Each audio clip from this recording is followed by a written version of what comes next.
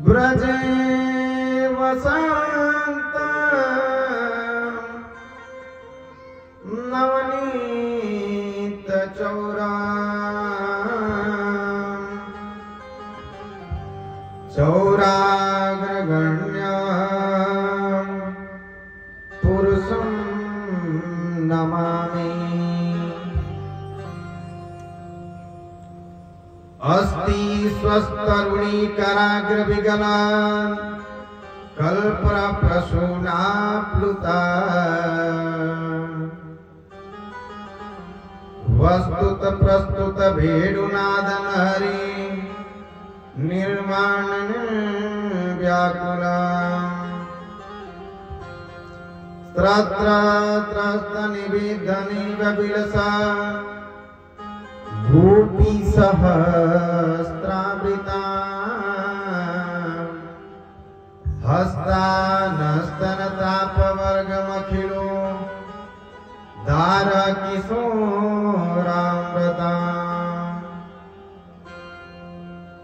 देहांत काले तुम सामने हो मुरली बजाते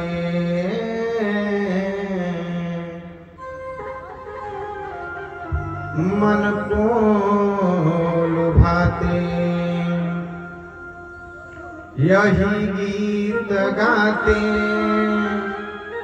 मैं तनुनाथ त्यागूं।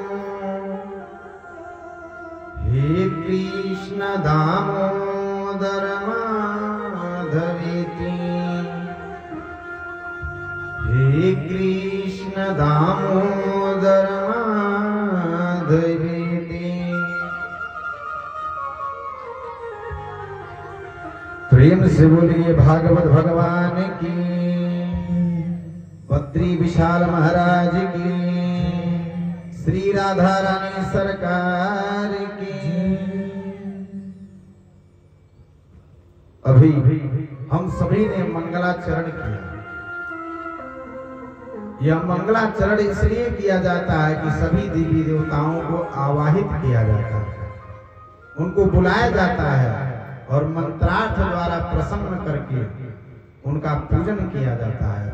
सर्वप्रथम कोई भी कार्य किया जाता है तो मंगलाचरण किया जाता है। अब सभी देवी देवताओं का मंगलाचरण होने के बाद अब उनको भजन से रिझाएंगे,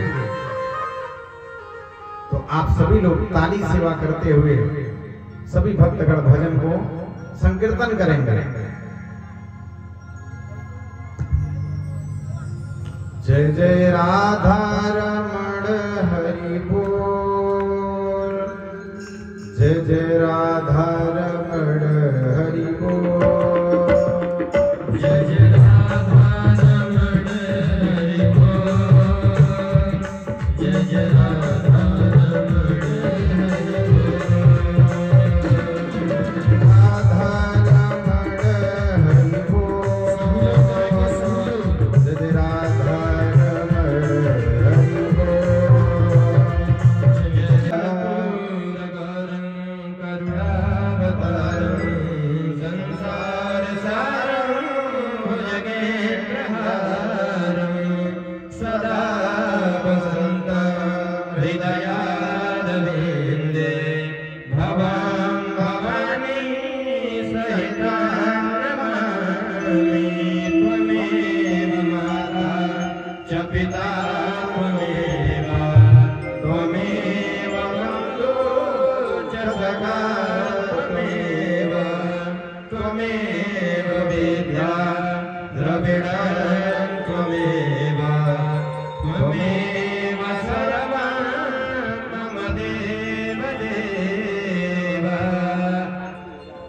श्री भागवत भगवान की है आरती, पापियों को पाप से है तारती। भगवान की है आरती, पापियों को पाप से है तारती। भागवत भगवान की है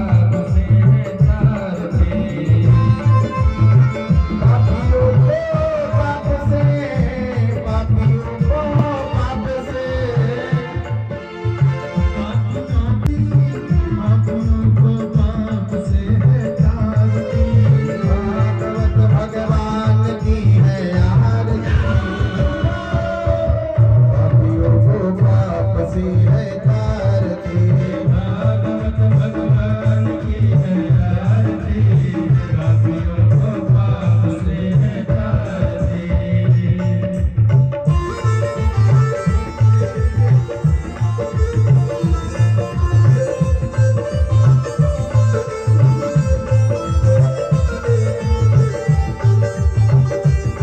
बहुत से गाएंगे सभी लोग, खाली सेवा करते हुए।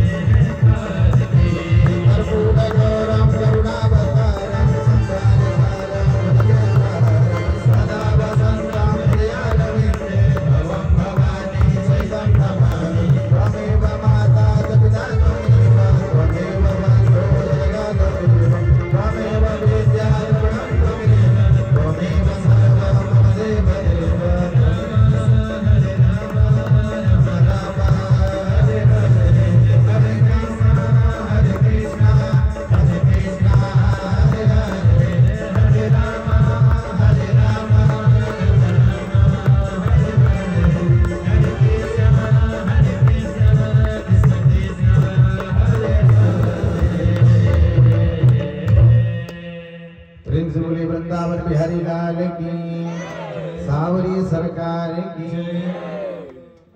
सभी भक्त अपने स्थान पर बैठ जाएं। हाँ आरती ले लीजिए। थोड़ा पीछे होके बैठेंगे आप लोग, थोड़ा सा पीछे होके बैठेंगे।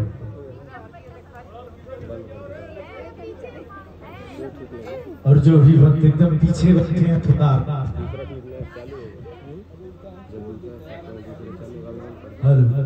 हरिओम। तथा जो हमारे तीनों तापों का हरण करते हैं वही कौन है? सच्चिदानंद। लेकिन इसमें तीन रूप है। क्या? सत्य, जो बदलने वाला नहीं है, जिसे मिटाया नहीं जा सकता, वही सत्य है। और जो सही हो, जैसे हम मिट्टी को कुछ भी कर दिया जाए वह मिट्टी ही रहेगा। मिट्टी को जला दिया जाए या कहीं रख दिया जाए वह बदलेगा नहीं, वह मिट्टी ही रहेगा। अगर उसका कोई सामग्री भी बना दिया जाता है, जैसे क्या? मटकी, कोसा दिया, लेकिन उसको फिर पानी में अगर भिगो दिया जाए तो वह मिट्टी ही बन जाएगा। यह सत्य है। और वही सत्य कौन है? हमारे ठाकुर जी, हमारे बाकी बिहारी। इसीलिए किसी का आसरा लेना चाहिए तो भगवान का आश्रय लेना चाहिए महाराज। वही सत्य है। जड़ वस्तुओं में सत्यता चित्त दिखाई नहीं देता, जो जड़ है, परंतु आनंद दिखाई देता है। चित्त माने हमारा मन, आत्मा। यह मन को हम जिस तरह चलाएंगे उस तरह ही यह मन चलता है। कुछ लोग क्या कहते हैं कि संगत से गुण होता है, संगत से गुण जात। यह बात सत्य है, लेकिन यह मन को जिस संगत में आप लाना चाहेंगे वही संगत यह पकड़ेगा। अगर इसे सिखाया जाएगा कि हमें भगवान का भजन करना है तो यह भजन किसी बार कुछ नहीं करेगा। और अगर सिखाया इसको जिस रूप में लेकर के जाएंगे, यह आपका वाहन है, क्या? गाड़ी, जिसको लेकर के जिधर हम जो है घुमाते हैं उधर ही वह चलता है। तो मन उसी प्रकार है हमारा। जैसे एक दृष्टांत आता है, माचिस में तिल्ली रहता है और उस तिल्ली को निकाल करके किस पे? एक पर्दा रहता है, उस पे रगड़ना पड़ता है, तब जाकर के वह जलता है। तो वैसे ही यह मन है। और वह पर्दा कौन है? ठाकुर जी हैं। तो अगर इससे कुछ अच्छा कार्य करना है तो उन्हीं को रटना पड़ेगा, रगड़ना पड़ेगा, तब जाकर के उससे चिनगारी, अग्नि रूपी चिनगारी निकलेगा, जिससे यह जीवन महाराज सफल हो जाएगा। ये हो गया सत्य और चित्त को जहां लेकर के जाएंगे वह लेके जाएगा। और सत्य व्याप्त ही है ठाकुर जी। आनंद को लोग नाना प्रकार के सुखों में ढूंढते हैं। अच्छा घर, अच्छा कपड़ा, अच्छा मकान, अच्छी गाड़ी और सुख और ऐश्वर्य, इसी को लोग आनंद समझते हैं। जिसमें शारीरिक सुख, इसको शारीरिक सुख कहा जाएगा, आनंद नहीं कहा जाएगा। आनंद कहां पे होगा? वह कहां मिलेगा? आपके मन के अंदर ही। और उस आनंद को ढूंढना पड़ेगा यजमान जी। उस आनंद को कहां ढूंढेंगे? अपने मन में। और जो कार्य करके आपको आनंद मिले, जैसे कोई अच्छा कार्य कर लीजिए, किसी का भला कर दीजिए, भगवान का पूजन अर्चन संकीर्तन करिए, उससे क्या एक अलग ही सुख मिलेगा। क्या? आनंद अंदर से आपको सुख प्राप्त करेगा। वह बाहरी रूप या सुख ऐश्वर्य जो भी है उससे अलग है, उसको बस अंदर भोग सकते हैं, मन के अंदर शांति मिले, मन एकदम शांत हो जाए महाराज। जो आनंद सिंधु सुख राशि करते त्रिलोक सुपासी, जो सुख धाम राम यस नाम अखिल दायक लोक विश्राम। इस आनंद का अलग ही कहीं आपको बेनिफिट मिलेगा, इधर उधर नहीं। जब भगवान के घर में जाएंगे,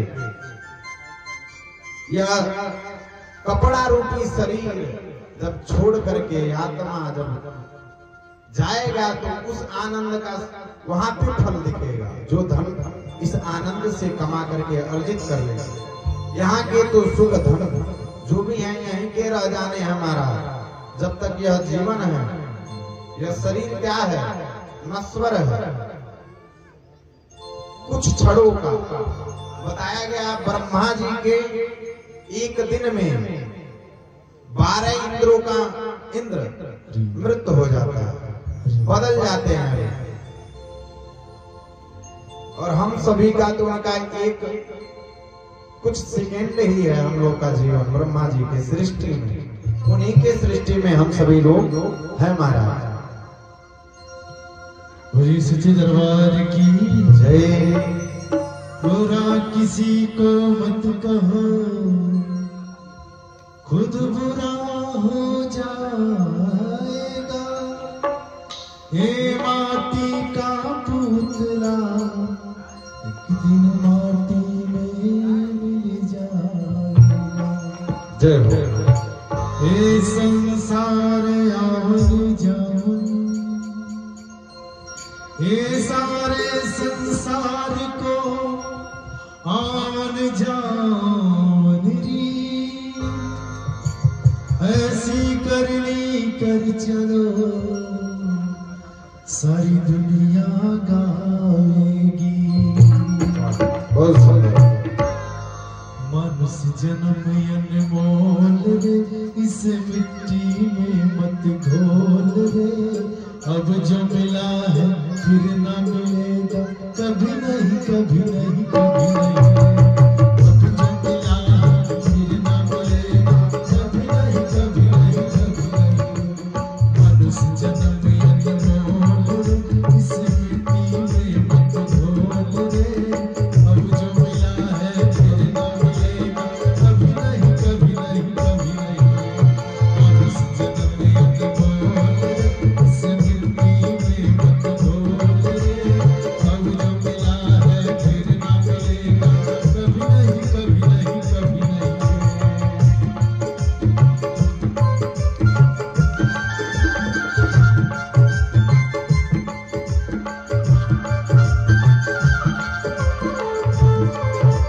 हरि बोल। ताली सेवा करते हुए कार्य करेंगे।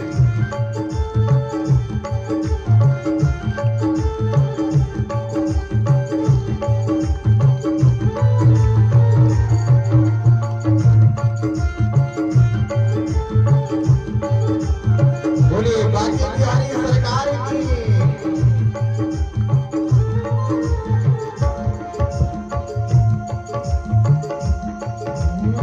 तू है बुलबुल पानी का मत पर तू जोर जवानी का।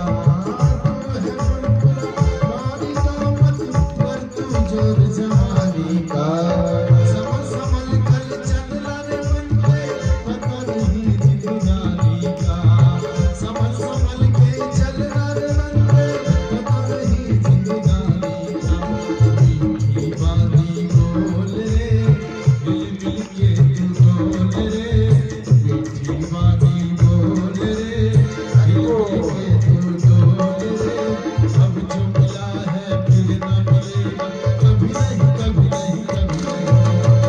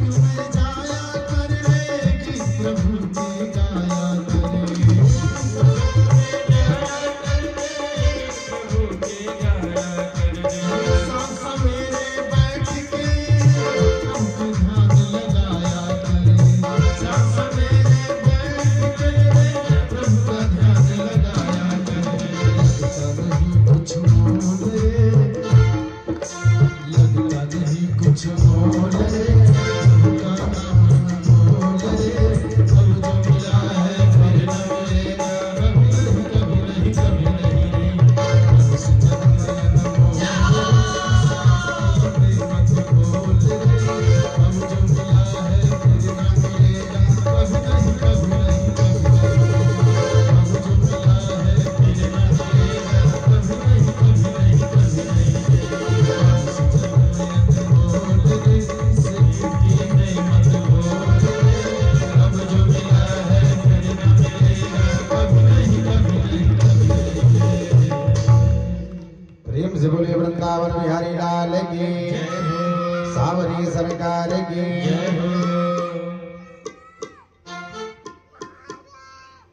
यह जीवन महाराज अनमोल है। भजन में जैसे आप लोग श्रवण किए, बहुत ही जब पुण्यों का उदय होता है तब जाकर के यहाँ मनुष्य जन्म मनुष्य तन मिलता है और इसे व्यर्थ नहीं गंवाना चाहिए। यह कैसे आपको प्राप्त होगा, इसका जीवन, यह जीवन सफल कैसे होना है हमारा। साधु बने तो मोह माया छूटे, बैरागी बने तो छूटे तन, हरि तेरे से सच्चा प्रेम हो जाए तो तभी छूटे सारे मोह माया के योग। भगवान से अगर लगन आप लगा लेंगे, उनसे संबंध आपका बन गया तो माया रूपी बंधन आपको बांध नहीं सकता। एक ही एक मार्ग है बस कि जिससे भगवान का जुड़ाव हो सकता है और उससे इस माया से बचा जा सकता है। क्या भगवत प्राप्ति का सर्वश्रेष्ठ उपाय संकीर्तन है, भजन। कथा में आगे बताया जाता है क्या कि जब कुंभकर्ण का वध हो गया, कुंभकर्ण का वध होने के बाद जब प्रभु ने वध किया तो उसकी पत्नी कौन है, निद्रा देवी, जिसका सभी लोग आनंद लेते हैं। जब थोड़ा आराम मिले तो तुरंत प्रकट हो जाते हैं, लेकिन वहां नहीं आएगा। लेकिन जब भगवान का जब साक्षात्कार होता है, निद्रा देवी वहां कहती हैं कि हे प्रभु, आपने तो मेरे पति को मार दिया, लेकिन आगे कहीं भी आपका यह कथा, यह पूजा, यज्ञ जो कुछ भी होगा वहां व्यवधान बन के मैं रहूंगी। और देखिए जहां कथा होता है वहां सभी लोग जो है, निद्रा का मतलब ये नहीं है कि सो ही जाना, वह मस्तिष्क पे आके विराजमान रहेंगे और आपका ध्यान इधर उधर भटकाएंगे, कथा में नहीं जाएगा। बताया ना कथा में कि कथा को अगर प्रेम रूप से मन को शांत करके कुछ ही शब्द अगर श्रवण किया जाए और अपने मन में उतारा जाए तो भगवान का कृपा साक्षात ही कृपा होता है। आप सभी ने सतचित आनंद का आप सभी ने श्रवण किया। सतचित आनंद क्या है? अब क्या आता है? विश्वोत्पत्त्यादि हेतु भगवान सबकी उत्पत्ति करते हैं और सृजन भी करते हैं। विश्वोत्पत्त्यादि, विश्व की उत्पत्ति भगवान ही करते हैं। भगवान के द्वारा हम सभी लोग जन्म लेकर के इस पृथ्वी पे, इस धराधाम पे हम आए हैं। जैसे एक किसान अपने खेत को जोतता है, उसमें पानी चलाता है और बीज डाल करके अन्न उत्पन्न करता है। जो प्रक्रिया यह है कि खेत को बनाया जाता है, पानी चलाया जाता है, बीज डालते हैं, तब जाकर के वहां पौधे का रूप छोटा सा निकलता है और आगे बड़ा जा होकर के कैसे जैसे अभी खेत में अन्न है उसी तरह हो जाता है। तो एक किसान क्या करता है, इतना परिश्रम करके मेहनत करके उस पौधे को उस अन्न को उगाता है, लेकिन अंत में कार्य क्या रहता है, उसको काट करके अन्न रूप में बदल देता है। तो ऐसे भगवान का भी काम है, हम सभी को पौधे के रूप में या मनुष्य रूप में यहाँ पे भेजे हैं, लेकिन उन्हीं के द्वारा उन्हीं के निर्धार में हमारा अंत भी हो जाएगा, पुनः जन्म होगा। यही प्रक्रिया है। विश्वोत्पत्त्यादिहेतु। अब तापत्रय विनाशाय, 3 प्रकार के ताप होते हैं। कौन से? दैहिक, दैविक और भौतिक। यह 3 प्रकार के ताप हैं। श्लोक में सुने आप लोग। सच्चिदानंद रूपाय विश्वोत्पत्त्यादिहेतु तापत्रय विनाशाय। जो देह से हमारे हो, जो भी कार्य हमारे इस शरीर से होता है वह क्या है? दैहिक, दैविक जो देवताओं के द्वारा कार्य हो आपका। नहीं होता है कि हमारा यह कार्य बिगड़ गया अकस्मात ही और यह कार्य बन गया, वो देवताओं के द्वारा किया जाता है, आपके भाग्य आपके कर्म के अनुसार। वो होता है दैविक, जो देवता आपके ऊपर रुष्ट होते हैं तो आपको कष्ट मिलता है। क्या कहते हैं, हे भगवान आपने यहाँ कौन सी विपत्ति मेरे जीवन में डाल दी। तो ये दैविक ताप होता है। और भौतिक जो अचानक हो जाए, कोई घटना घट जाए, कोई कार्य आपका अचानक ही होता है, वो भौतिक ताप होता है। यह 3 प्रकार के ताप होते हैं। दैहिक, दैविक, भौतिक तापा राम राज कौना ही जापा। इन तीनों ताप का हरण कौन करते हैं? हमारे बाकी बिहारी ठाकुर जी इन तापों का हरण करते हैं महाराज। श्री कृष्णाय वयम्। ये हमारे ऐसे सच्चिदानंद स्वरूप के भगवान जो हैं उनको सादर ही प्रणाम करते हैं, हाथ जोड़ करके सभी लोग भगवान को सच्चिदानंद श्री कृष्णाय वयम्, ऐसे कृष्ण भगवान को हम प्रणाम करते हैं। इस महात्मा के श्लोक का इतना ही अर्थ है। यह महात्मा का प्रथम श्लोक वेद व्यास जी ने भागवत का लिखा। शास्त्र कहता है क्या? काम छोड़ो, क्रोध छोड़ो, मद छोड़ो, लोभ छोड़ो। शास्त्र यह कहता है हम सभी को यह कार्य छोड़ दो। लेकिन यहाँ पे इंसान क्या है? जो पान, सुपारी, तंबाकू तक नहीं छोड़ सकता, वह इसको कैसे छोड़ेगा? बताइए महाराज। यह तो सुख से जुड़ा हुआ कार्य है जो आपके जीवन को समाप्त करेगा धीरे धीरे। उससे कुछ ही लाभ नहीं मिलना है। क्या? थोड़ा जीभ का स्वाद है और पता नहीं कैसा वो स्वाद है, हमें तो नहीं समझ में आता। लेकिन यहाँ पे इंसान पान सुपारी तक नहीं छोड़ सकता। शास्त्र कहता है काम छोड़ो, मद छोड़ो, लोभ छोड़ो।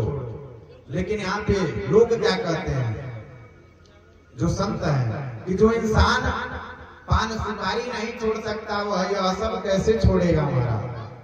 जो उसे सुखी करता है, आनंद देता है, अलग ही प्रकार का। लोभ हिस्सा बिन को नहीं खाया, वो जग जाहि न व्यापिनी माया।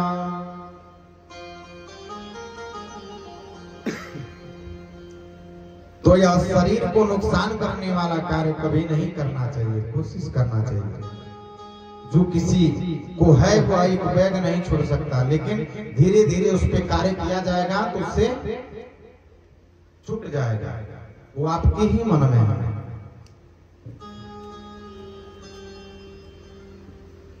यप्रजन्तु मनुपेतमपेत कृत्या दम्पायने गिरह का तरया जुहावा पुत्रेति तन्मयतया तरयो विनेद सर्वभूत हृदय मुनिमानतोस्मि।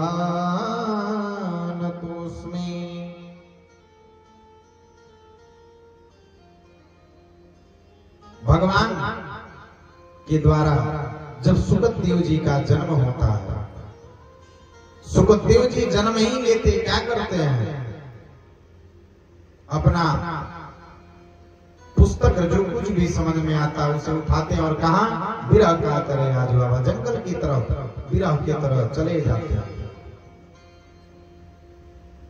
यस धराधाम पे इस पृथ्वी पे दो ही लोगों का जन्म हुआ है जो माया से रहित है। जो जन्म लेता है वह माया में आना ही है, लेकिन दो ऐसे लोग हैं जिनका जन्म हुआ तो माया उसे छू नहीं सकती, उनके करीब तक नहीं जा सकती। कौन है वो? जो हमारे सुखदेव जी हैं। यह भागवत भगवान का कथा जो किनको श्रवण करा रहे हैं, परीक्षित जी को। और दूसरे कौन है? परीक्षित जी। परीक्षित जी भी माया रहित है, उनके ऊपर माया काम नहीं करती है। क्यों? क्योंकि गर्भ में ही भगवान ने इनको दर्शन दिए हैं। जब अश्वत्थामा द्वारा उत्तरा के गर्भ पे ब्रह्मास्त्र छोड़ा जाता है, तब जाकर के भगवान उत्तरा जब भगवान कृष्ण का ध्यान करती है, हे प्रभु आप ही पालनहार हो, आप ही मेरे रक्षक हो, आप ही रक्षा करो। हाथ जोड़ करके खड़ा हो जाती है और भगवान एक अंगुल अंगुष्ठ का रूप बना करके गर्भ में प्रवेश करते हैं और परीक्षित जी का उस ब्रह्मास्त्र से रक्षा करते हैं। इसलिए इनको माया नहीं छू सकती। भगवान का ही दर्शन जब पहले ही मिल गया। और परीक्षित जी ऐसे हैं कि गर्भ में नाना प्रकार की दुख कलेश आपको प्राप्त होता है। 9 महीने में ही जो बालक माता के गर्भ में रहता है वह पूरे जीवन अगर नरक में गुजारे तो भी वैसा यातना नहीं उसको मिलता है जो उस गर्भ में उल्टा रहता है। और एक ही उसका क्या कार्य होता है, हाथ जोड़ करके प्रार्थना करता है, हे प्रभु मुझे जल्द ही बाहर निकालिए और बाहर निकल करके मैं एक ही काम करूंगा, क्या? आपका भजन और संकीर्तन, भक्ति मार्ग पे चलूंगा, अच्छे अच्छे कार्य करेंगे। वहां हाथ जोड़ करके वह बालक प्रार्थना कर रहा है। लेकिन जब ही इस धराधाम पे आता है तो वही माया उसे घेर लेती है। जो ज्ञान गर्भ में रहता है वह पूर्व जन्म क्या रहता है, सब कुछ भोग करके वो आया है तो उसको सब कुछ याद है कि मेरा पूर्व जन्म कैसे व्यतीत हुआ, कैसे कष्ट में था और मृत्यु होने के बाद कहाँ गया है, स्वर्ग लोग या नरक लोग। वहां जाया तो जाने के बाद उसे पता चलता है इस माया रहित दुनिया में रह करके कौन से धर्म के कार्य करना चाहिए जिससे हमें वहां पे लाभ मिले। यहाँ पे हम परिश्रम करते हैं, कर्म करते हैं कि हमें सुखी जीवन मिले, लेकिन उस बालक को वहां पे ज्ञान रहता है तो आप परिश्रम करता है और प्रार्थना करता है, हे प्रभु जो ही मैं जन्म लूंगा आपका पूजन के सिवा कोई और कार्य नहीं करूंगा, आपका भजन के सिवा और कुछ। लेकिन जन्म लेते ही माया घेर लेती है तो संसारिक रूप में आ जाता है। क्या? मेरे माता मेरी पिता। कुछ समय व्यतीत होने के बाद वो भी भूल जाता है, जैसे गर्भ में पूर्व की बात भूल जाती है। तो परीक्षित जी वो ऐसे व्यक्ति हैं जो जन्म लेते हैं, उनको पता है कि भगवान हमें कोई न कोई था जो गर्भ में रक्षा किया था और उसी को परीक्षित जी ढूंढते हैं। वह कौन था? मुरलीधर, मोर पंख वाला छोटा सा, उन्हीं का परीक्षित जी ध्यान करते हैं। और सुखदेव जी को भी इस माया रूपी दुनिया से बचने के लिए कोई बच नहीं सकता, लेकिन कई उपाय बताया गया है जिससे आप थोड़ा दूर रह सकते हैं और भगवान का पूजन अर्चन कर सकते हैं। दृष्टांत बताया जाता है, एक मछुआरा मछली पकड़ने के लिए जाता है जाल लेकर के, और मछली जब पकड़ने के लिए जाता है तो क्या करता है, खूब तेज जाल जो है पानी में फेंकता है। तो उसमें मछलियां रहती हैं जो जिन्हें ज्ञान नहीं है, वह क्या करती हैं कि विपत्ति आती है, जिस प्रकार विपत्ति आती है लोग हड़बड़ा के इधर उधर कार्य करने लगते हैं, भगने लगते हैं। तो इधर उधर मछलियां जो भागने लगती हैं वह जाल में पकड़ में आ जाते हैं। लेकिन जो ज्ञानी है, जो मछलियां जिनको ज्ञान है, वह क्या करते हैं, जो ही आवाज सुनती हैं त्यों रेत में जाकर के चिपक जाती है,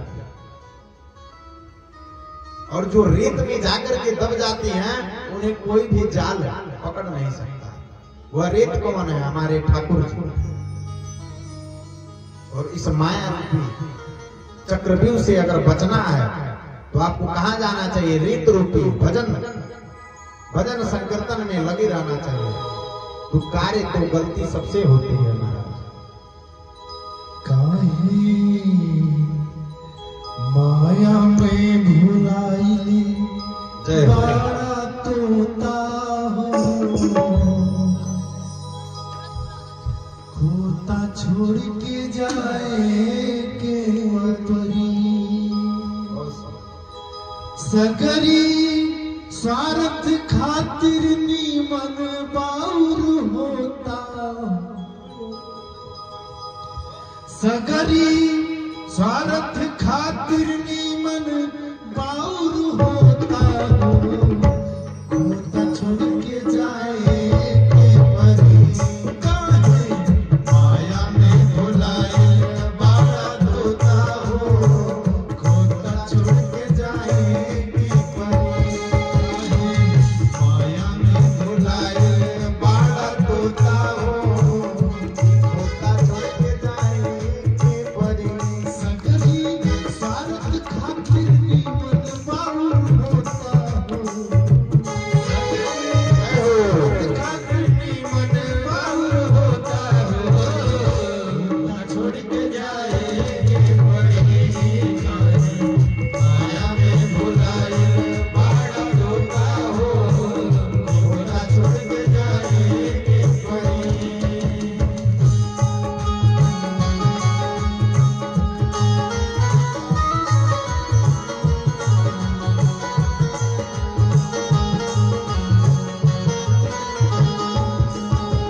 हरि बोल, ताली से बात करते हैं।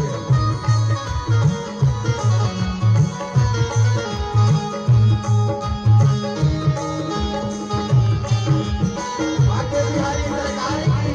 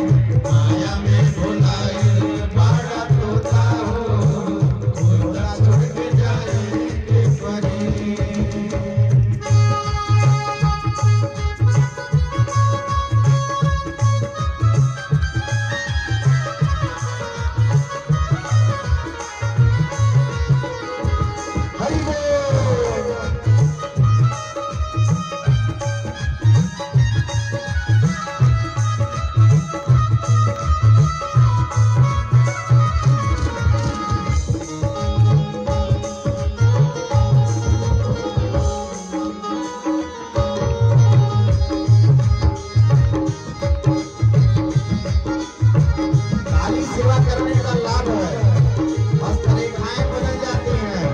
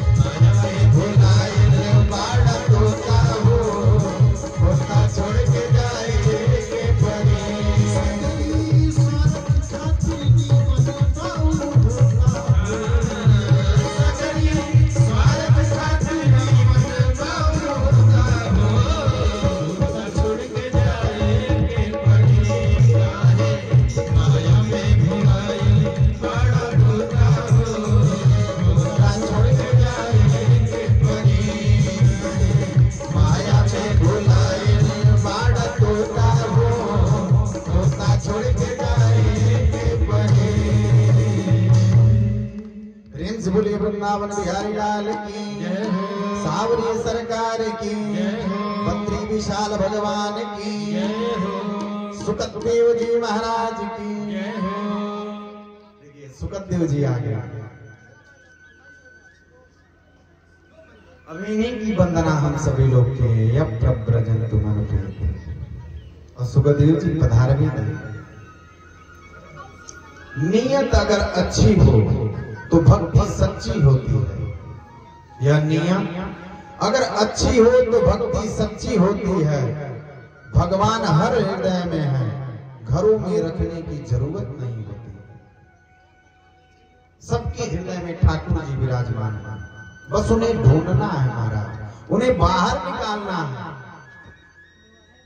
अपने ज्ञान रूपी इस संकीर्तन भजन ही एक उपाय है जिससे भगवान को प्राप्त किया जा सकता है माया रूपी दुनिया से।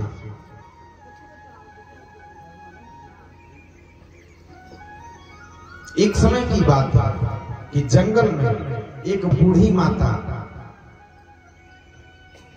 दाल को पीस रही थी।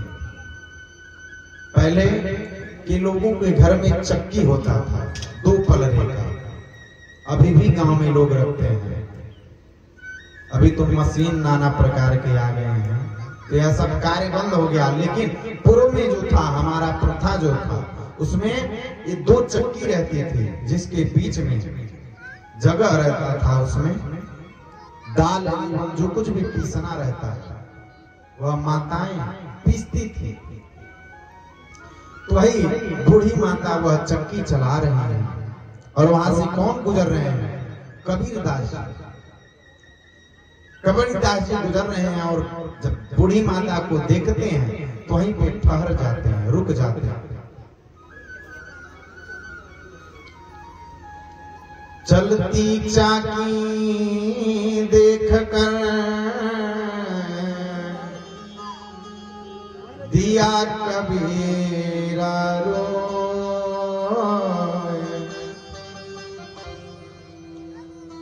2 पाटन के बीच में साबुत बचाना कोई।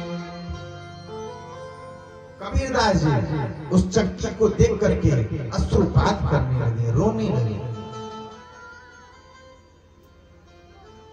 बूढ़ी माता देखती हैं, जब उनका नजर जाता है कबीरदास पर, पूछती हैं यह चक्की देख करके तू क्यों रो रहा है, और क्यों रो रहा है, कारण क्या है? हे भगवान। कबीरदास जी कहते हैं, हे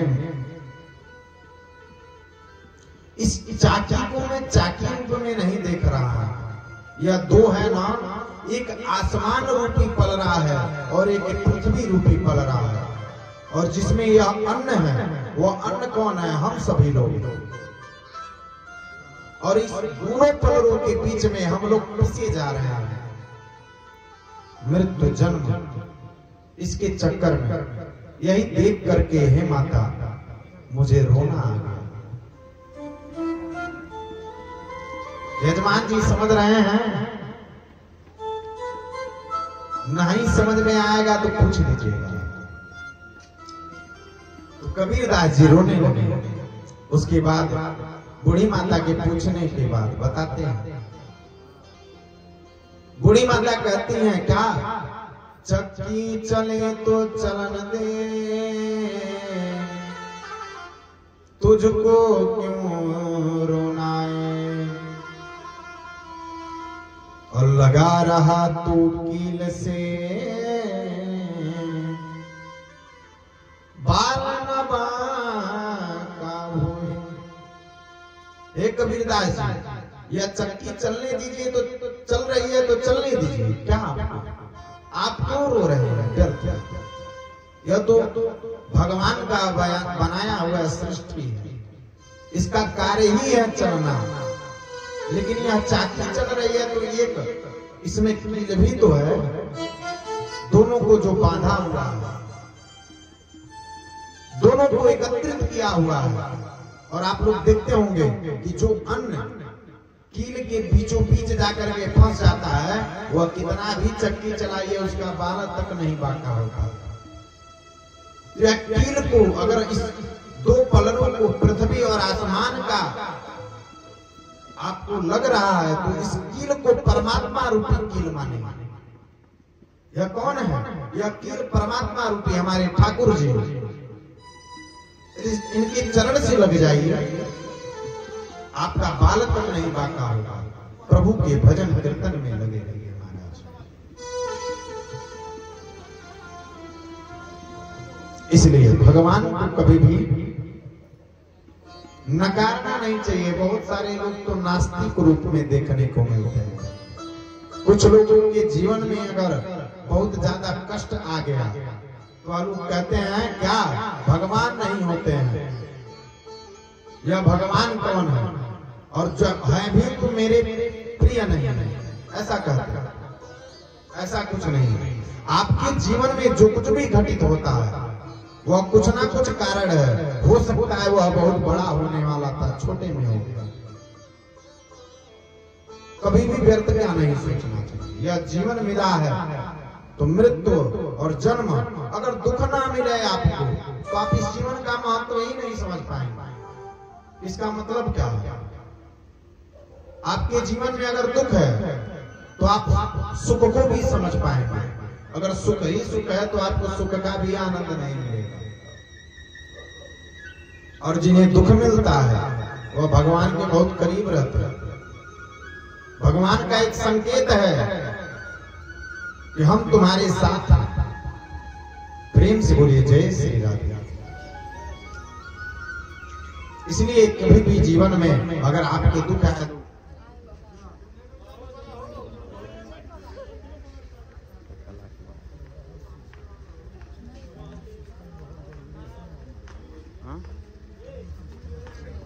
चलिए आप चलाइए, कल सेट करा लीजिएगा अपने हिसाब से।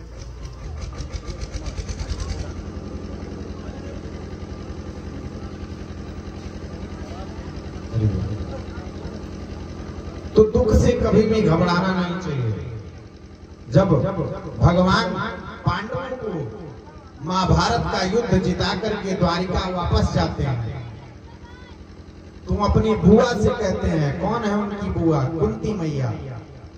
कुंती मैया से कहते हैं, हे बुआ, सभी ने अपने मन का बात बताया, अपनी इच्छाओं को मेरे सामने रखा कि मुझे यह चाहिए। जब दुर्योधन और पांडव भगवान के पास जाते हैं तो मांगते हैं, दुर्योधन कहता है हे प्रभु, जब उसको पता चलता है कहता जो भी आपके सेना है, सैनिक है, सारी व्यवस्था मुझे दे दीजिए। और अर्जुन जी बुद्धिमता से अपने आप को ही दे करके भगवान को क्या कहते हैं, मुझे और कुछ नहीं चाहिए, मैं अपने आप को सौंपने आया हूं, अब आप मुझे ले लीजिए और जैसे मार्ग बताएंगे वैसे चलेंगे। तो सभी ने अपना बात रखा, लेकिन हे बुआ आपने कुछ नहीं मांगा और अब तो मांगिए, आप जो कुछ भी मांगेंगे मैं वचन देता हूं सब कुछ आप तो मांगेंगे। कुंती मैया हाथ जोड़ करके भगवान को प्रणाम करती हैं, वो जानती हैं कि भगवान कौन है और कहती हैं हे प्रभु अगर मुझे कुछ देना भी है तो एक ही कृपा करिएगा, क्या मुझे बस दुख दीजिए। सोचिए इस पृथ्वी पे कोई ऐसा व्यक्ति होगा जो कहेगा कि मुझे दुख दीजिए? नहीं, वो कहेगा मुझे खूब बड़ा गाड़ी बंगला, आगे की कथा में सुनने को मिलेगा। तो कुंती मैया कहती हैं हे भगवान कुछ देना भी है तो मुझे दुख दीजिए। भगवान कहते हैं अरे बुआ सभी लोग मांगते हैं सुख है, ऐश्वर्य, और आप दुख मांग रही हैं क्यों? ठाकुर जी तो सब कुछ जानते हैं ना, लेकिन पूछते हैं, आपकी परीक्षा लेते हैं कि आप योग्यवान हैं कि नहीं, उनके भक्त बनने के योग्य हैं कि नहीं, यही दुख का कारण है। इसीलिए दुख आता है कि आपकी परीक्षा लेने के लिए कि आप कैसे व्यक्ति हैं, आप अपने धैर्यता को खो तो नहीं देते हैं। कुछ लोग ऐसे होते हैं उनके जीवन में कुछ घटनाएं घट जाए तो कहेंगे भगवान नहीं होते हैं, भगवान कुछ नहीं है और मुझे इनका पूजन अर्चन नहीं करना है, नास्तिक प्रवृत्ति के बन जाते हैं। हमारा हमें खुद देखने को मिला, ऐसा नहीं करना चाहिए। बुआ कहती हैं हे प्रभु जब मेरे पास दुख था, घर नहीं था, मकान नहीं था, जब दर दर हम लोग भटक रहे थे, तब क्या हुआ, आप द्वारिकाधीश की राजगद्दी छोड़ करके मेरे पास आ गए और जब तक मेरे दुख रहे तब तक आप मेरे साथ रहे। आज सुख का जीवन आ गया तो आप क्या कर रहे हैं, छोड़ करके जा रहे हैं। ऐसा सुख मुझे नहीं चाहिए, तो कुछ देना ही है तो मुझे दुख दीजिए। भाव रखना चाहिए, सुख भी मुझे प्यारे हैं, दुख भी मुझे प्यारे हैं। जो कुछ भी आपको मिले वह चीज आपको स्वीकृत करना चाहिए। तो वहां पे भगवान बुआ को आशीर्वाद और प्रेम देते हैं कि भक्त हो तो ऐसे होने चाहिए जो प्रभु की ही बातों को समझ जाए कि वह मेरा परीक्षा ले रहे हैं या मुझसे क्या कहवाना चाह रहे हैं। तो भगवान आपके समीप आकर के, करीब आकर के रहते हैं, लेकिन आपको पता तक नहीं चलता है।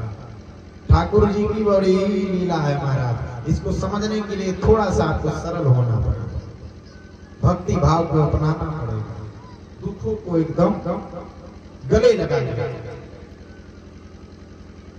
और बड़े से बड़े विपत्ति आ जाए उसे हंस करके झेल जाए। नैम से सुदामासीन मभिवाता गति कथामिदं रस स्वादं ऋषियां सौनको व्रती।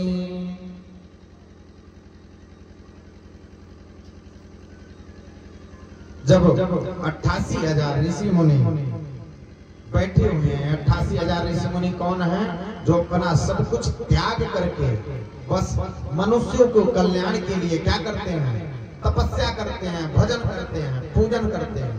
उनका यही कार्य है कि पृथ्वी सुखमय रहे, इस पृथ्वी पे वास करने वाले सभी प्राणी सुखमय रहे। और मानिए तो यकीनन उनके ही तपोबल से यह पृथ्वी शेषनाग के खंड पे टिकी हुई है। अगर वह एक दिन सोचना कि हमें आज आराम करना है तो यह पृथ्वी डगमगा जाएगी। उनके ही तपोबल पे, संतों के ही तपोबल पे यह पृथ्वी और हम सभी लोग यह सुखमय जीवन व्यतीत कर रहे हैं। नहीं तो यह पृथ्वी पाताल लोक में चली जाएगी गिर के। भगवान की ही कृपा से महाराज यह हो रहा है और यह संतों का त्याग है। संत कभी भी जो भी कार्य करते हैं वो अपने लिए नहीं औरों के लिए जीते। इसलिए संत मिलन को कभी जाइए तो संत मिलन को जाइए तो ममिता अभियान आज ज्यों पगया ये बढ़े कठिन यज्ञ समान। महाराज संतों के करीब जब रहेंगे ना तो आपको बहुत ही लाभ प्राप्त होने हैं। वहां पे रोमहर्षण सूत जी आते हैं, 88,000 ऋषि मुनि खड़े होकर के सूत जी का स्वागत करते हैं, मंगलाचरण करते हैं, पूजन करते हैं और उन्हें ऊंचे आसन पे बैठा करके प्रश्न करते हैं। कहते हैं, हे महाराज, आप चतुर्थ चारों वेदों की ज्ञाता है, 18 पुराणों की ज्ञाता है, नाना प्रकार के ग्रंथों की ज्ञाता है। क्या इस पुराणों में ऐसा कोई उपाय है जिसे श्रवण करने से भक्तों के दुख दूर हो जाए? यह भक्तों के लिए ही पूछते हैं प्रश्न, जो कुछ भी पूछेंगे नारद जी जैसे कि हमारे भक्त क्या ऐसा कर दिया जाए कि वह सुखी रहे, भगवान से लगा रहे महाराज। वक्ता कैसे हो? महामती प्रखर वृद्धि वाले। श्रोता कैसे हो? कथामृतम रसस्वादन करने वाले, अत्यंत कुशल।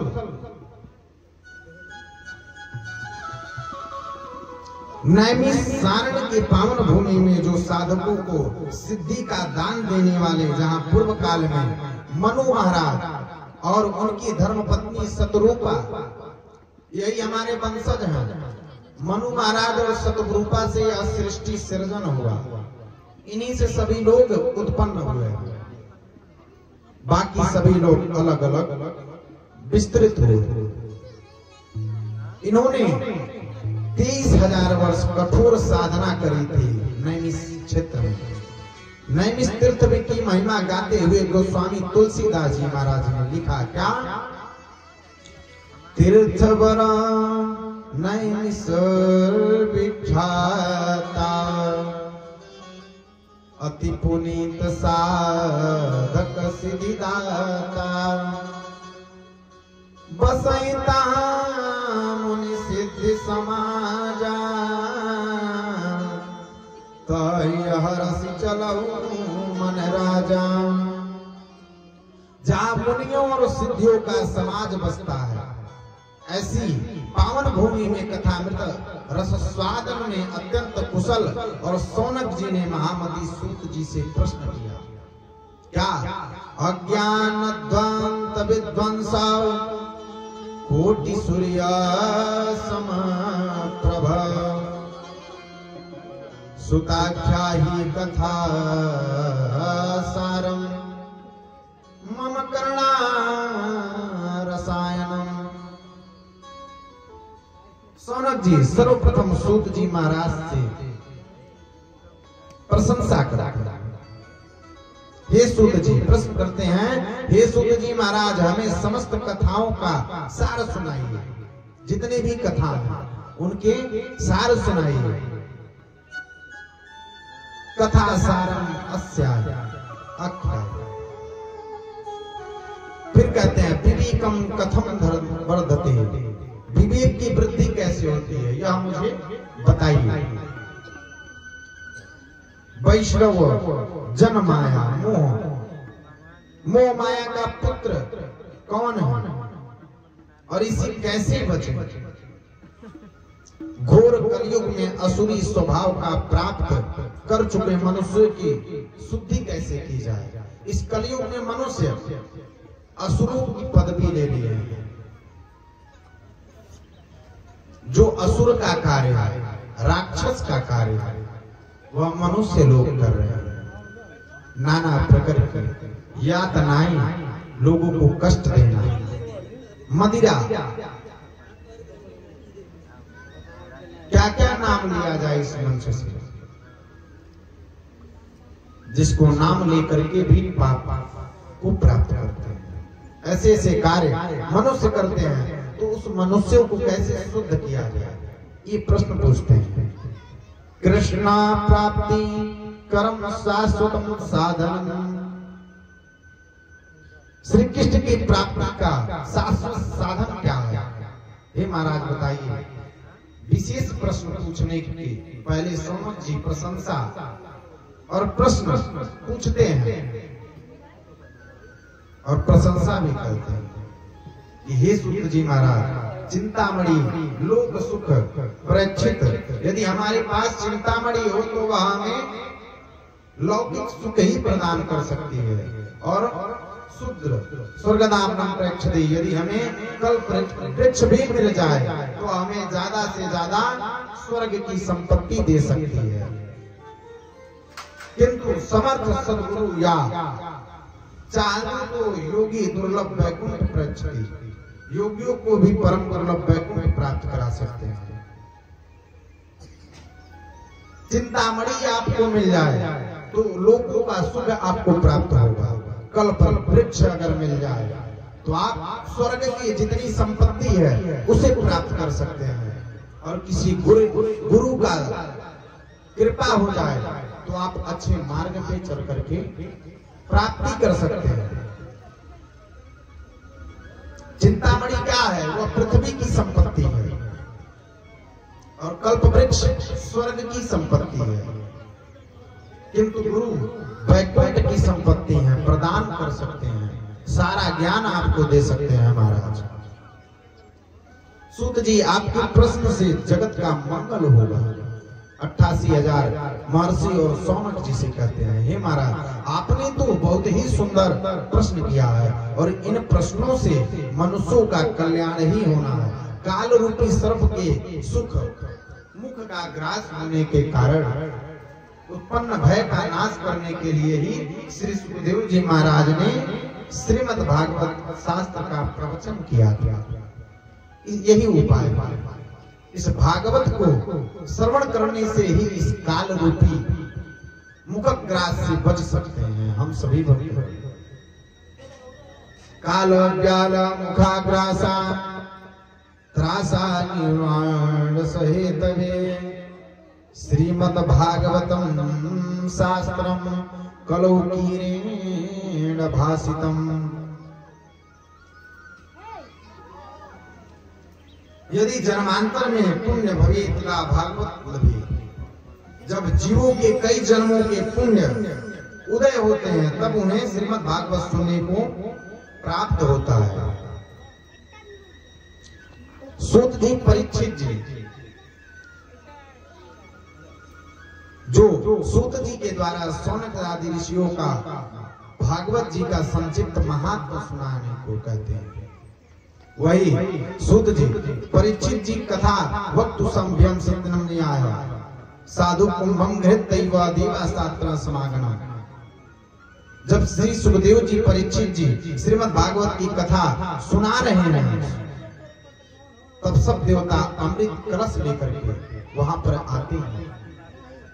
सारे देवता जब सुखदेव जी, यही हैं सुखदेव जी महाराज, दर्शन करिए, दर्शन करिए एवं प्रणाम करिए सुखदेव जी। परीक्षित जी ऐसे उनको श्राप लगा है, वह 7 दिन में मरने वाले हैं और वह सुखदेव जी से श्रीमद् भागवत कथा का श्रवण कर रहे हैं, कथा सुन रहे हैं। और सुनते ही, अभी प्रारंभ नहीं हुआ, सारे देवता इस भागवत की महिमा सुनिए संक्षेप में। ये सारे देवता अमृत कलश लेकर के, जिस अमृत के लिए इतना बड़ा महासंग्राम देवताओं और राक्षसों में हुआ था, वही अमृत कलश लेकर के साक्षात ही देवता कहाँ आ गए? सुखदेव जी के वहां, परीक्षित जी के पास, और सुखदेव जी को प्रणाम करके कहते हैं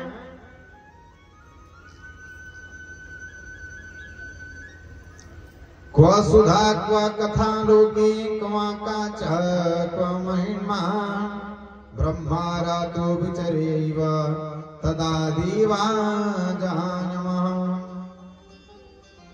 स्वकार्यं कुशला सर्वे सुरा सुखम मत्वया। अपना काम बनाने में निपुण देवताओं ने सुखदेव जी को प्रणाम किया, करके कहा इमा सुधाम गृहीत्वा कथा सुधम प्रयच्छस्व। हे महाराज, मैंने सुना है कि परीक्षित जी की 7 दिनों में मृत्यु हो जाएगी, यह लीजिए, यह अमृत लेकर के परीक्षित जी को पान करा दीजिए, और यह भागवतमयी जो कथा है वह क्या करिए, हमें श्रवण करा दीजिए, हम सभी को। सुखदेव जी सारा वृत्तांत समझ गए। क्या कहते हैं, हे देवता, आप सभी लोग स्वर्ग में बैठ करके तो आया अदला बदली का काम करते हैं, यह अच्छा है मुझे दे दीजिए, यह बढ़िया है मुझे दे दीजिए, सारे सुख आप ही को चाहिए। लेकिन यह भागवत भगवान का कथा दुर्लभ है महाराज, ऐसे ही नहीं मिलना है आपको। संसार में कहाँ तो अमृत और कहाँ कथा, जैसे कांच और मणि की तुलना की जाए, जैसे कांच और मणि की तुलना नहीं हो सकती, वैसे ही यह सुधामृत और कथामृत है, तुलना नहीं हो सकती महाराज। कथा कथा है और अमृत अमृत है। एवं विचारी दीवा तो देवक राज्य में, यही सोच करके सुखदेव जी ने देवताओं की हंसी उड़ा दी। आप लोग कहाँ आ गए हैं? कांच का टुकड़ा लेकर के और या मणि से तुलना करने आ गए। देवता कहें अभी उनको पता भी नहीं है इस भागवत की महिमा महाराज। तुरंत जो है क्या करते हैं, जब उनको सुखदेव जी मजाक उड़ा देते हैं कि आप सभी लोग यहाँ पे विपत्ति नहीं देख रहे हैं और प्राप्त करने के लिए आ गए हैं, क्या करते हैं, क्या देते हैं, जाइए आप। और सारी देवता ब्रह्मा जी के पास जाकर के कहते हैं ये महाराज, इस कथा में, इस भागवत में ऐसा कौन सा अमृत छुपा है कि इस कलश अमृत को उन्होंने त्याग दिया। ब्रह्मा जी क्या करते हैं, इस भागवत भगवान को पलरे पे रखते हैं, जो तराजू होता है, एक पलरे पे भागवत भगवान को रखते हैं और एक पलरे पे क्या करते हैं, चारों वेदों, 18 पुराण, जितने भी ग्रंथ हैं सभी को रख देते हैं। तब भी क्या देखते हैं सारे देवता, यह भागवत भगवान का पलरा सबसे नीचे ही है और सारे जो है ग्रंथ ऊपर है। सारे देवता वहीं पे समझ जाते हैं इस भागवत की महिमा क्या है। सुधामृत स्वाद समय, अमृत पीने के बाद भी एक ना एक दिन तो मरना ही पड़ता है। ब्रह्मा जी के एक ही दिन में 14 इंद्रों की मृत्यु होती है और कथामृत पान करने के बाद सुस्वाद असीमिति मोक्ष की प्राप्ति होती है, मोक्ष की प्राप्ति होती है। भागवत में अमृत पान करेंगे अगर तो। अभक्तास्तान्त विज्ञायान दुर्गा कथामृतम् श्रीमद् भागवती वार्ता पुराणामपि दुर्लभम्। अनधिकारी जानकर के सुखदेव जी ने देवताओं को इस भागवत का दान नहीं किया, उन्होंने नहीं दिया। देवताओं का ब्रह्मा जी के पास जाना, तब जाकर उन्हें भागवत भगवान का मतलब पता चलता है कि यह कौन सा अमृत है। कहते हैं हाँ सच में हम लोग कांच का टुकड़ा लेकर के एक मणि से तुलना करने गए। जब श्रीमद् भागवत कथा की इतनी महिमा है तो यह कथा 7 दिन में क्यों सुनाई जाती है? सौनक जी सूत जी से पूछते हैं। सूत जी कहते हैं यद्यपि श्रीमद् भागवत कथा नारद जी ने ब्रह्मा जी से ही सुन लिया था, लेकिन सप्ताह श्रवण करने की विधि सनकादि महर्षियों ने नारद जी को बताई थी। कैसे? बद्री विशाल में श्रीमद् भागवत में महाराज जी नारद जी से मुलाकात होता है। बद्री विशाल में सनत कुमारों से एकदा तु विशानाय चत्वार ऋषयो मला सत्संगर्तं समायाता बद्रीशुस्त्राय नारदा। एकदा ही संसारतं चत्वारं मला ऋषयो विशालाय समायाता तत् ते नारदं वदसे। जब देखते हैं सनत कुमार देखते हैं नारद जी को, कुमारों ने कहा कथम ब्रह्मादिना मुखम कुतिश्चान्तरो भावना त्वरितं गमते कुत्रं कुतश्चागमनात् त्वया। हे ब्राह्मण देवता, हे नारद जी, आप क्यों उदास हैं? आप चिंता में व्याकुल क्यों हैं? सनत कुमार अपने भाई से पूछ रहे हैं। यह सनत कुमार कौन है? ब्रह्मा जी के 4 पुत्र हैं, ब्रह्मा जी के 5 पुत्र हैं, उसमें सबसे छोटे नारद जी हैं। और यह 4 भाई सनत कुमार हैं। सनत सनातन सनत कुमार, सनातन सनत कुमार। यह चारों का कार्य क्या है? यही भागवत भगवान की कथा श्रवण कराना। कैसे श्रवण करते हैं? यहाँ पे तो इतने भक्त लोग आ भी गए और सभी लोग अधिक से ही अधिक संख्या में आएंगे, लेकिन सनत कुमार 4 लोग हैं।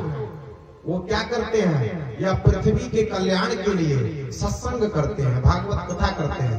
एक लोग क्या करते हैं? मंच पे बैठते हैं और 3 लोग बैठ करके कथा श्रवण करते हैं। यह उनका कार्य है। और जब एक लोग थक जाते हैं, उसी में से एक लोग उठ करके आएंगे, मंच पे बैठेंगे और एक उतर कर जाएंगे, फिर वह श्रोता बना। इनका कार्य ही यही है। और जहाँ कोई भक्त मिल गए तो भक्त को कथा श्रवण कराते हैं।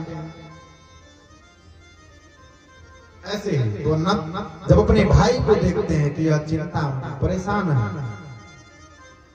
नारद जी महाराज, इस समय आप ऐसे लग रहे हैं मानो किसी दरिद्र का धन लूट लिया गया हो। सनत कुमार कह रहे हैं यह उचित नहीं है, क्योंकि वैष्णव का धन तो राधा नाम है। वैष्णव सांसारिक धन को अपना धन मानते ही नहीं। जो संत हैं उनके लिए यह कागज का टुकड़ा धन, वह ऐश्वर्य को नहीं प्राप्त करते हैं। वो भगवान के नाम का धन एकत्रित करते हैं, जो वहां के बैंक में जमा होगा। जब वहां पे जाएंगे तब गिनेंगे, आपको प्राप्त होगा। और यहाँ का धन यहीं रह जाएगा, लेकिन वहां का धन जब रहेगा तो कई जन्मों तक काम करेगा। वही कहते हैं, क्या लोग कहते हैं? भाग्य। हमारा भाग्य बहुत तेज है, हम भाग्यशाली हैं। तो वही जब राधा नाम का धन आपको मिलेगा तभी आप भाग्यशाली होंगे। प्रेम से बोलिए जय श्री राधे, जय जय श्री राधे। जोर से बोलेंगे तभी तो प्रभु को सुनाई देगा।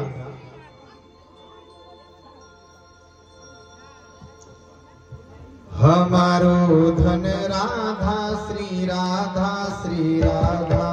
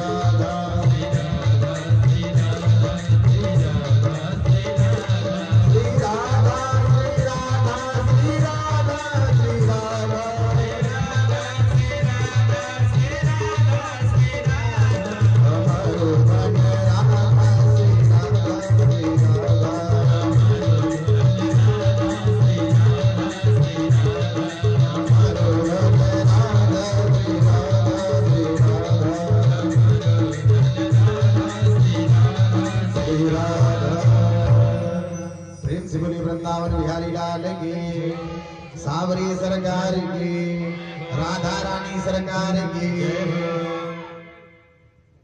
संकीर्तन इसीलिए किया जाता है, मन भी आनंदित हो जाता है। और जो निद्रा माता का कथा श्रवण कराए हैं ना, तो भगवान यही कहते हैं कि जहाँ मेरे भक्त नाम को जपन करेंगे, वहां पे आप 10 कोस दूर रहेंगे, तुरंत ही भाग जाएंगे आप। कोई भी भक्त मेरा अगर जयकारा लगा देगा जोर से, तब भी आप वहां से आपको उठ करके भागना पड़ेगा। लेकिन जो भक्त अगर प्रेम से चुपचाप बैठ करके बाबा कह रहे हैं तो कहने दीजिए, काहे दिक्कत है। और प्रेम से नींद का आनंद लेंगे, वहां निद्रा माता तुरंत आकर के बैठ जाएंगे और सुलाएंगे ही नहीं, पता नहीं क्या क्या करवाएंगे। इसलिए जयकारा जोर से लगाइए, और भजन हो रहा है तो भजन भी गाइए, तो माया और निद्रा से दूर रहेंगे। नारद जी कुमारों से कहते हैं, हम भी आपके ही जैसे सत्संग प्रेम, हे भ्राता हरि कथा, हे आप चारों का व्यासन है। आशा वसन व्यासन या थी नहीं, रघुपति चरत हो सुनही। सत्संग की इच्छा से ही हम पृथ्वी लोक पर गए थे कि चलें देखें हमारे भक्तगण यह जो हैं कैसे हैं, इनका हाल क्या है। नारद जी सत्संग कि कोई दुखी भी होगा तो उसे बैठ करके भगवान का नाम रटन कराएंगे और वो अप्रसन्न हो जाएगा। यही देखने के लिए नारद जी पृथ्वी लोक पर आए थे। किंतु यहाँ पर कहीं भी हमारे मन को शांति नहीं मिली।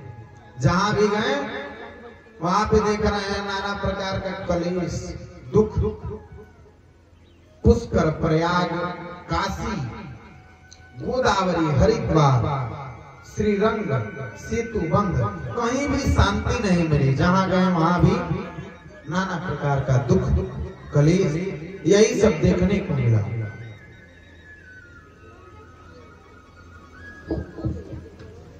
सत्य धर्म ना दूसरा सत्य समान, और दूसरा क्या है, सत्य नास्ति। कलयुग में सत्य महाराज दिखाई ही नहीं दे रहा। तप देखें, तप क्या है, आधार सब सृष्टि भवानी। तप नास्ति कलयुग, तप कोई नहीं, कोई तप नहीं कर रहा। शौच क्या है, वो कहते हैं स्वच्छता, वो भी समाप्त है। पवित्रता, विशेष रूप से जो स्वच्छ हो, जरूरी नहीं स्वच्छ है। जो चीज स्वच्छ है वह पवित्र हो ऐसा नहीं है। जैसे टॉयलेट, शौचालय, वह स्वच्छ है तो पवित्र नहीं है, इसलिए वहां पे स्वच्छता भी नहीं दिखाई दे रहा। दया सर्वभूतेषु, ईश्वर को शीघ्र ही प्रसन्न करने के लिए 3 चीज करते हैं लोग, दया, संतोष। दया का अभाव कलयुग में बहुत ज्यादा है, कोई दया नहीं करता है। और धर्म का दान, धर्म का आवश्यक अंग है, इसे जरूर करना चाहिए। दान से बहुत ही लाभ है, आपको मिलता है। एक तो किसी का भला करेंगे, किसी गरीब को दान देंगे और अपना धन अर्जित करेंगे। दान का अभाव कलयुग में है, दान लोग नहीं करते। यहाँ पे माए महाराज तो आप ही का छोड़ छाड़ के रख रहे, ऐसा भाव है। लेकिन कुछ भक्त हैं, कुछ भक्त ऐसे हैं कि बहुत कुछ ही कर जाते हैं। सत्यम नास्ति तपम शौचम दया दानम न वेद्यते अधरम भारिणो जीवा वराकाकुटभाषिगा। जो मात्र कलयुग में सिर्फ एक ही धर्म है, पेट भरना। किसी तरह यह पेट भरना चाहिए, यही एक धर्म बस कलयुग में दिखाई देता है। मातु पिता बालक ही बोलवाही, उदर भरे सोई धर्म सिखाई। यही माता पिता सिखा रहे हैं क्या कि मेरा पुत्र कोई अच्छा सा नौकरी ले ले, कोई अच्छा सा कार्य करे जिससे खूब धन आए, पेट भर जाए। यही बस सिखाया जाता है घर में आजकल विद्यालयों में। लेकिन पहले का विद्यालय गुरुकुल कैसा होता था कि सर्वप्रथम भगवान का पूजन करिए, वंदना करिए, पहले अपने आप को उस रूप में बनाइए, तब वैसे ही आपके पास कार्य आएगा। यही कलयुग में नारद जी बता रहे हैं क्या हो रहा है। साधु संत पाखंड में रत हो गए हैं। पाखंड माने अडंबर या ढकोसला कहते हैं। मिथ्यारंभम दम्भम रत जो ता कहु संत कही सब कोई, सोई सायन जो पर धनहारी, जो कर दम्भ सो बड़ी अचारी। कलयुग में संत अडंबरी हो गए हैं, जो भोले भोले भावुकों युक्तों भक्तों का धन हरण करते हैं, कला जानते हैं, नाना प्रकार की कला आपको दिखा कर। समझदार कहा जाएगा, जो आडंबरी हो उसे ही आचारी कहा जाएगा। इस कलौ जनपद अंटाशूलम दिजाते हैं शिव शूला।